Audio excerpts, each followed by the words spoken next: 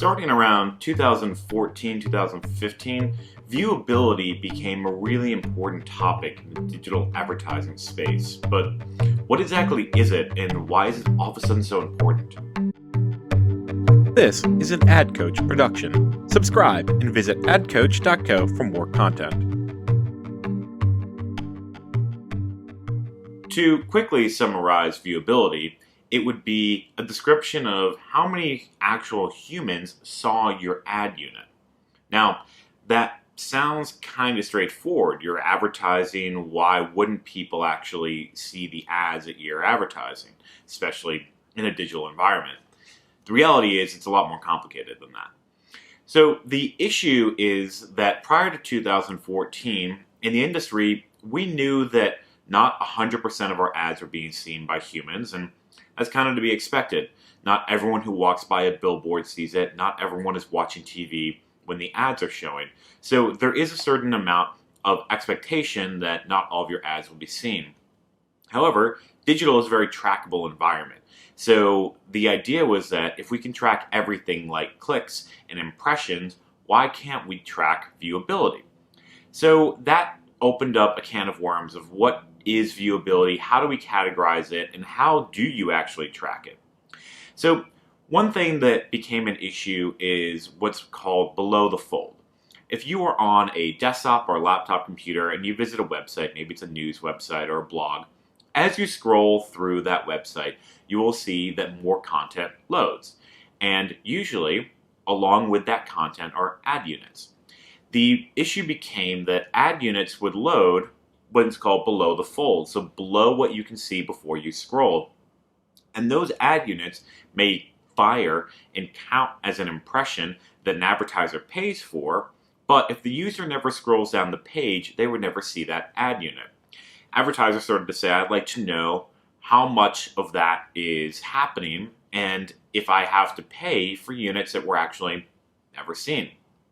So around 2014, 2015, a number of companies started to introduce ways to track that. These companies include Moat, DoubleVerify, and IAS, Integral Ad Services. Those companies found ways to track how much of each ad unit was actually shown in view above that fold. There were other things to keep in mind as well, such as bots and fraud. There's a lot of fraudulent traffic on the internet. There are lots of bots that will run websites for a number of different reasons. And what happens is that a website technically loads, but it's not loaded by a human, it's loaded by a computer.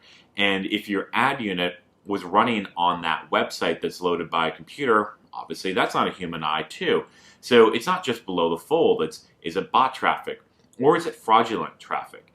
Again, you may have an ad that fires, and it may fire above the fold, but maybe behind another piece of content or even behind another ad unit. Websites will do that in order to try to up the amount of money that they can get for each ad, each page view by putting more ads on the page, even if those ads are not viewable. So these companies had to come up with a number of different ways to track what is viewable, how to prevent bot traffic, how to detect bot traffic versus fraudulent traffic. And those are things that get really, really complicated. So I don't want to get into the nitty-gritty of that. There are other courses for that information. But what these companies did is they said, okay, we're going to be able to measure how many of these ads are actually seen by a human. Around that same time, the IAB introduced a standard for viewability. So they said for an ad to be counted as viewable, at least 50% of a banner ad would need to be in view for a minimum of 1 second. For video, it would have to be at least 50% of the video unit in view for at least 2 seconds. Now, these are not very stringent standards, you may say. If you have a 30-second ad and only 50% is seen for 2 seconds, is that really viewable? Same idea for a banner ad. But these were the minimum standards that the industry put in place. Other advertisers and agencies started to come up with their own requirements. Some may say, well, we need 100% in view for a second, or we need 50% in view for multiple seconds. So the industry started to figure out different ways to measure that, to track success. And then some publishers even offered a VCPM or a viewable CPM, meaning advertisers would only buy for viewable ad impressions. Now, this caused an issue with tracking and pricing because previous to 2014, when we're talking about programmatic, sometimes up to 50% of all ads run were not viewable or did not meet these viewability standards. So in order to serve 1 million viewable ads, a publisher or a programmatic platform may need to run 2 million total impressions to get 1 million in view, which would mean they, in theory, would have to double their rate in order to deliver the same amount of viewable impressions. Advertisers did not want to pay twice what they were paying before to essentially get what they feel like they should have been getting all along. The reality is what happened is most companies kind of met in the middle.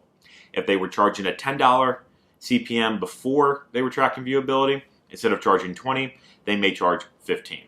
Essentially, the advertiser covers half the cost and the publisher covers half the cost. And the industry as a whole kind of netted out around that area. Now, getting 100% viewable is really difficult because whether it is intentionally blocking bots and fraud, or people are simply not scrolling down the entire length of a website, 100% viewability is a very difficult thing to require. So now a lot of publishers strive to get over 70% in view and will offer that VCPM, viewable CPM, when an advertiser really requires it. Now, there's a whole lot more to this and exactly what we're talking about with these different companies and how they measure it and things like MRC accreditation. So if you are interested in more of that, I recommend visiting my site AdCoach.co, where there is more content about viewability and more on the digital advertising space. If you like this content and want more of it, subscribe to the channel. And if you want full-length educational content on digital advertising courses, visit AdCoach.co. That's adcoach.co.